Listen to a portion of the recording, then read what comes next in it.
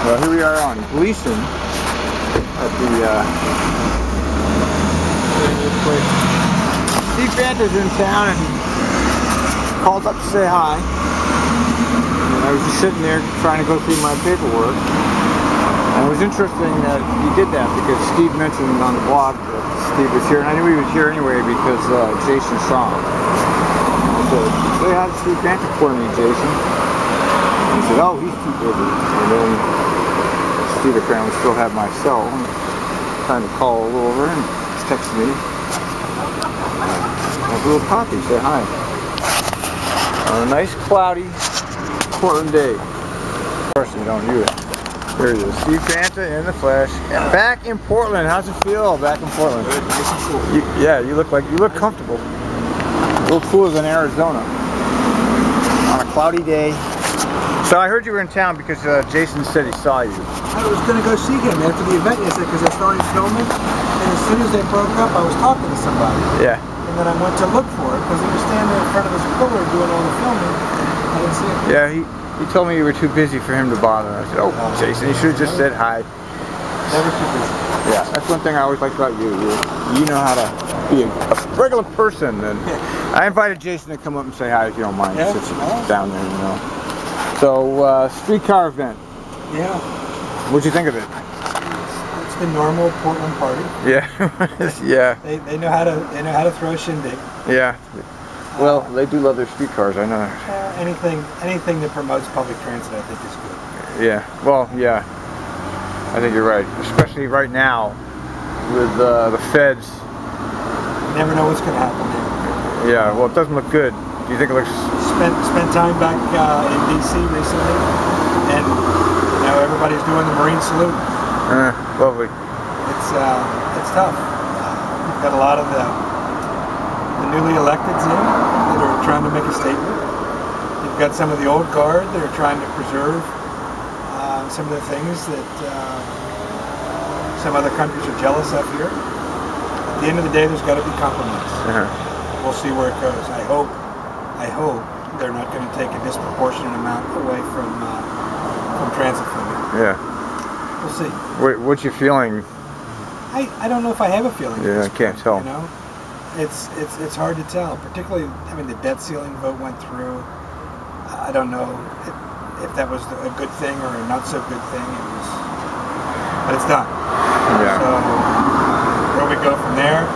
This new super committee they put together.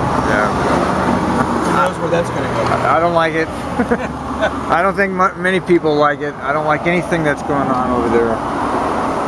I have a bad feeling about things. I think you cannot deny the fact that public transit connects people to life. Public transit investment puts people to work. When times are difficult, people look for other ways to get around that are more cost effective, and public transit is a good choice. So. Yeah, I know. It makes the most sense of anything, really, when you think about it. I mean, they're going to need it. Yes. I mean, even I admit that all the rail investment here, even though I haven't been for it because of the bus reductions, eventually will pay off. Eventually, because peak oil is not some fantasy; it's a reality at some point. You know, a lot of folks will get into the debate about bus versus rail, and to me, it's really not an argument about bus versus rail. It's more an argument about investing in public transit, investing in productive ridership. And when you have ridership on a particular line, that's more, you want to invest in that line. So, I mean, Portland really is the model, isn't it? It is. And for the model. What are the other models? Well, I mean, I think that if you looked at the big ones like Chicago and New York and Boston, I mean, those are Washington D.C. There's a lot of infrastructure needs there. Yeah. We've got to spend money to rehabilitate those systems. But when you look at big city services in a small town, I think you come right to Portland. Really? Because you do. You've got art, you've got the culture, you've got food, you've got drink, you've got mass transit. It's great. Yeah. And it's you know, when I walk around down there, I'm always like, man, there are a lot of trains going. I mean, there's trains going everywhere, and there's streetcars and trains, and it's almost like too many trains from my point of view. It's like it's a good place. I think we'll probably always keep a place here. Yeah, yeah. Well, I would. Yeah, it's a nice city. It's still livable. That's why I'm still here. Yeah. Where would you go if it wasn't here? Me? Probably Belize. Really? Yeah, right out of the country. Yeah. I grew up in Boston area though. Yeah. And I used to commute on. I used to ride the T when I was a kid with my grandma. And I'm used to big city transit. I mean, that's the oldest transit system in the nation. Yeah. Their subway system, I think, started back in the 1600s. They brought it over with a Mayflower. It was in the bottom deck. That's a rough city compared to Portland, though. Yes. I mean, the two cities almost have nothing in common when it comes to. You know, they almost look alike in some ways in some areas, but boy, they sort of don't. I don't know Boston very well, but I've been there a couple of times, and there are some commonalities in neighborhoods like Mount Hill. Right. Yeah. Right. You see some of the. But the character of the city certainly is nothing like Boston or New York. Yeah. Time will tell. Sure. Yeah, I understand.